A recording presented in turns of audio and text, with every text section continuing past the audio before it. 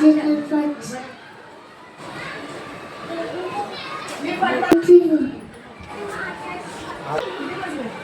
बोल बेटा. माझे नाव नक्षत्र पाटील. आज मी आलूच्या पानांच्या नाव सांगणार आहे. ही भरवादक रानभाज्या आहे. दातदुखीवर या भाज्यांचे काड्या चावून खातात. आजारपणाने आल्यावर ही भाजी खावी.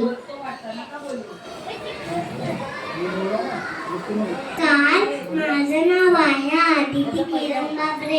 आज मी तुम्हाला इकराच्या भाजीची माहिती सांगणार आहे. इकरा ही पावसाळी रानभाजी आहे. ही भाजी मोकाट जमिनीवर आणि जंगलात येते. कंबरदुखी गुडघेदुखीसाठी ही भाजी गुणकारी आहे. माझं नाव वर्णिका सुमीन नागपुरे. लहान शिशूमध्ये शिकते. गावरची भाजी माहिती सांगणार आहे.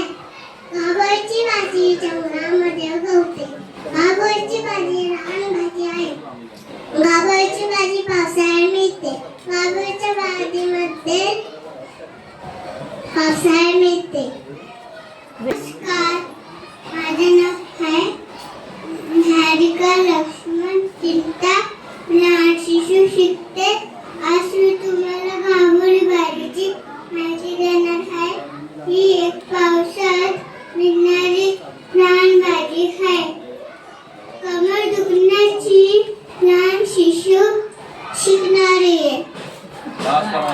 माझे नाव आहे सावी सचिन ठाकरे.